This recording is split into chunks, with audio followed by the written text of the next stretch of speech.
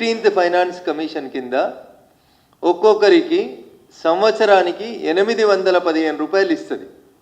పంచాయతీలలో ప్రతి మనిషికి 815 రూపాయలు ఏడాది పొడుగునా ఆ గ్రామ పంచాయతీ పరిధిలో ఖర్చు పెట్టుకోవడానికి 15th ఫైనాన్స్ కమిషన్ డబ్బులు ఇస్తుంది. ఉదాహరణకి ఒక ఊర్లో 1000 జనాభా ఉన్నట్లయితే 1000 × 815 రూపాయలు అంటే 8,15,000 రూపాయలు ప్రతి ఏటా ఆ గ్రామ పంచాయతీలో నేరుగా భారత ప్రభుత్వం డిపాజిట్ చేస్తుంది. చిన్న పంచాయతీ ఉందనుకోండి, 500 జనాభా ఉన్న పంచాయతీ ఉంటే సుమారు 4.5 లక్షల రూపాయలు పంచాయతీకి ఏడాదికి భారత ప్రభుత్వం నుంచి నేరుగా పంచాయతీ ఖాతాలోకి వస్తాయి. ఈ డబ్బుల్ని సర్పంచ్ గారు చెక్ రాస్తే తెల్లారే ఆ చెక్ క్లియర్ అవుతుంది. దాన్ని ఆపే అధికారం ఎవరికి ఉండదు. ఇప్పుడు సర్పంచులందరికీ కూడా ఒక సువర్ణ అవకాశం. గత 2 సంవత్సరాలుగా మీకు 15th ఫైనాన్స్ కమిషన్ నిధులు రాలేదు.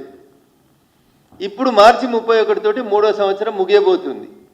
అందుకని ఇప్పుడు వచ్చే నెలలో జనవరి లేదా ఫిబ్రవరి లోపు మీకు ఒక్కొక్కరికి 3 ఆర్థిక సంవత్సరాలకు సంబంధించిన 15th ఫైనాన్స్ కమిషన్ డబ్బులు మీ ఖాతాల్లో పడతాయి. సర్పంచులారా జాగ్రత్తగా వీటిని సద్వినియోగం చేసుకోండి. 500 జనాభా ఉన్నటువంటి చిన్న పంచాయతీకి సుమారు 4.5 లక్షల చొప్పున 3 సంవత్సరాల బడ్జెట్ కలిపి 15 లక్షల రూపాయలు నేరుగా గ్రామ పంచాయతీల అకౌంట్లకు వస్తాయి. 3,000, 2,000, 5,000 జనాభా ఉన్నటువంటి పంచాయతీలలో ఉదాహరణకు 5,000 పంచాయతీలో జనాభా ఉందని అనుకుంటే 5,000 × 800 రూపాయలు 815 రూపాయలు పర్ హెడ్ చొప్పున దాదాపు ఎంతైతే 40 లక్షల రూపాయల వరకు ఒక పంచాయతీకి వస్తుంది. 3 సంవత్సరాలకు సంబంధించి అంటే మండల కేంద్రాల లాంటి ప్రదేశాలలో దగ్గర 1 కోటి రూపాయలు వస్తాయి. నేరుగా ఇవి ఢిల్లీ నుంచి మీ గ్రామ పంచాయతీ అకౌంట్లోకి వస్తాయి. ఇగో ఈ పైసలు 15th ఫైనాన్స్ కమిషన్ నిధులు సర్పంచ్ ఎన్నికలు జరగక ఆగిపోయిన 2 ఆర్థిక సంవత్సరాలకు సంబంధించి భారత ప్రభుత్వం 3,000 కోట్ల రూపాయలని రేపో మాపో రిలీజ్ చేయబోతా ఉంది గ్రామ పంచాయతీల అకౌంట్లకు నేరుగా.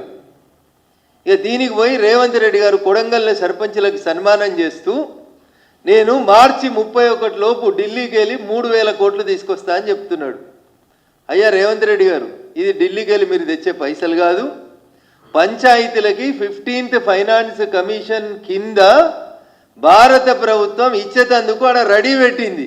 నిన్నటిదాకా సర్పంచ్ లేడు కాబట్టి ఇయ్యలేదు.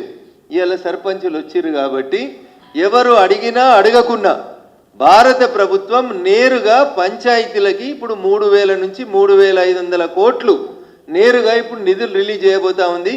ఇది పంచాయతీల మొదటి ఆదాయం.